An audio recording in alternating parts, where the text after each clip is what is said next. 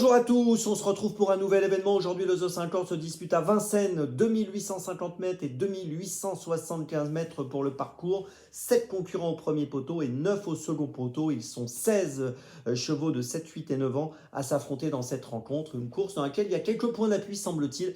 On va en parler dans quelques instants. Avant toute chose, je vous rappelle bien sûr, avant de vous donner mon choix en 6 pour ce The 50 et tous les paris associés, jeux simples, jumelés, trio, etc. Je vous rappelle que vous pouvez vous abonner à la chaîne YouTube de The Turf. Vous pouvez aussi activer la cloche pour être informé dès que mon prono est posté. Et puis attention, n'oubliez pas le jeu responsable, les mentions qui sont en bas ici. Allez, on y va. En 6, eh bien écoutez, en tête, j'ai retenu le numéro 10, Girl de Bassière. Alors c'est une concurrente qu'on connaît bien. Elle vient de finir 3e du prix de Soulac à Vincennes. C'était au début du mois de novembre. Sur ses 10 dernières sorties, elle a fini 9 fois dans les 4. Elle est associée à Franck Nivard. Elle me semble représenter une concurrente idéale pour la victoire. Je la place en tête. En deuxième position, j'ai retenu un autre cheval qui a un bon profil, c'est le numéro 13, Gold Herpet. Il a couru lui aussi ce fameux prix de Soulac où il a terminé 2e au début du mois de novembre à Vincennes donc.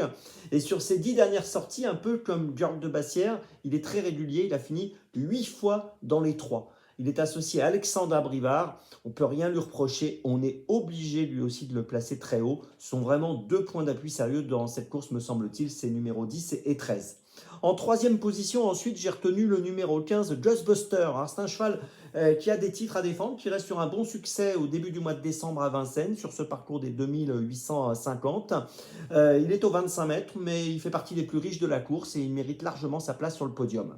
En quatrième position, j'ai retenu le numéro 16, Gaélique du Rocher. Bien engagé dans la course, 302 740 € de gain pour une qualif maximum à 305 000, donc l'engagement est bon. Il vient d'échouer dans la finale du Grand National du Trot où il a fini 12e, mais bon, ici il va affronter des adversaires d'un autre niveau, d'un niveau inférieur. Il est associé à Eric Raffin et je pense qu'il vaut mieux le garder avec nous pour une place. En cinquième position, j'ai retenu le numéro 5, Gamin du Gaultier. Il a plusieurs bonnes tentatives à son actif récemment en province. 5e à Nantes le 11 décembre, 3e à Angers au début du mois de décembre. Sur ses 10 dernières courses, il a fini 9 fois dans les 5. Il sera déféré des 4 aujourd'hui pour cette course. Je pense qu'il peut prendre une petite place, une 4-5e place me semble envisageable. Et puis en 6e position, j'ai retenu le numéro 11, Fantasia de Ligny. Elle reste sur une 3e place à Vincennes le 30 novembre. Elle a de la qualité, elle a déjà gagné sur ce parcours, c'est important. Voilà, je pense que dans cette course, elle mérite pas mal de crédit. J'aurais même pu la retenir à un niveau un petit peu plus élevé, mais bon, je l'ai placée 6e.